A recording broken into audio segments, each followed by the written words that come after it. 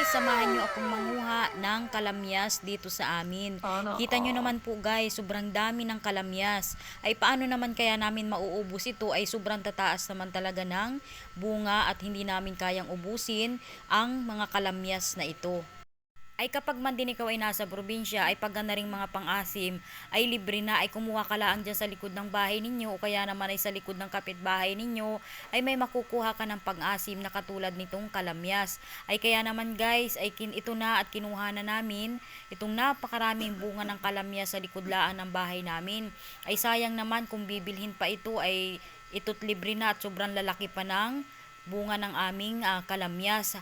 Kaya naman tara, samahan nyo kaming manguha ng aming kalamyas at ito ay itutuyuin namin at minsan lang mamunga ito sa looban ng isang taon. Kaya sayang naman, ang kukunin lang talaga namin dito yung medyo malalaki at yung maliliit naman ay ititira namin at kukunin namin pag medyo malalaki na din. Katulong ko nga pala dyan guys, yung aking kapatid, ayan sa baba naman siya nangunguha at may dala naman siyang sako. Ay kasi nga sobrang dami, hindi na magkasya doon sa aking dalang lagayan.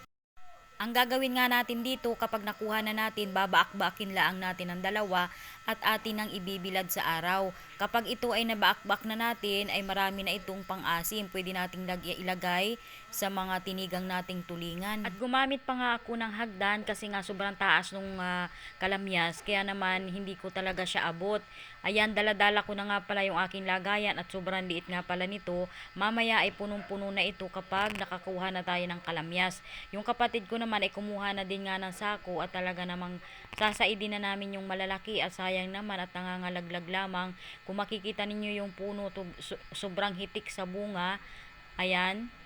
Dito naman sa probinsya talaga, kapag nasa probinsya ka, ay libre na yung mga ganitong mga pang-asim, lalong-lalo na nga ni kung may tanim ka sa likod ng bahay mo. Ito naman ay talagang kusang tumutubo lamang.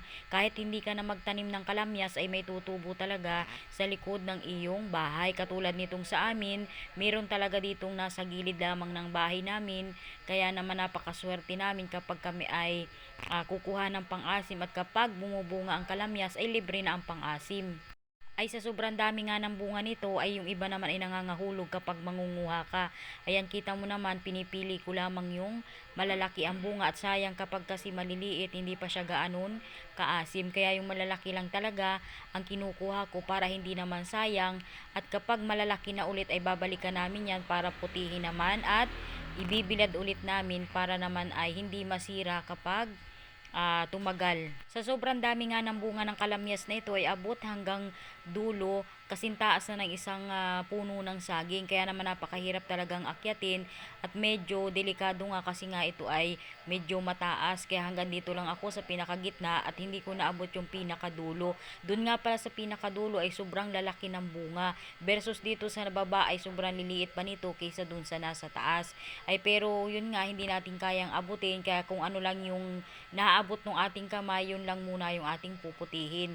Ay parang siriguela sa sobrang dami ng bunga, nakakatuwang mamuti ng ganito kadaming bunga ng kalamyas. Ayan, kung titingnan ninyo, nangangalaglag pa yung iba. Hindi ko talaga kinukuha yung sobrang liliit at sayang naman, hindi pa yan ganun kaasim.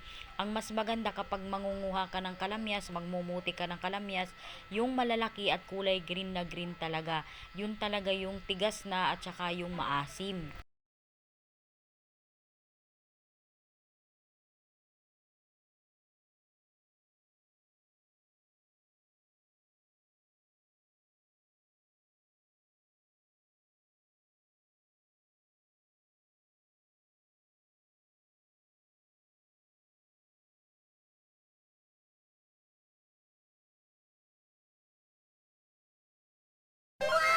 At ito na nga yung aming nakuha nung aking kapatid. Hindi na namin kinuha lahat at maliliit pa yung iba. Ayan, sobrang dami. Dalawang planggana po yan na kulay itim o dalawang lagayan na kulay itim. Ay sa sobrang dami ay talaga namang matagal-tagal itong mauubos.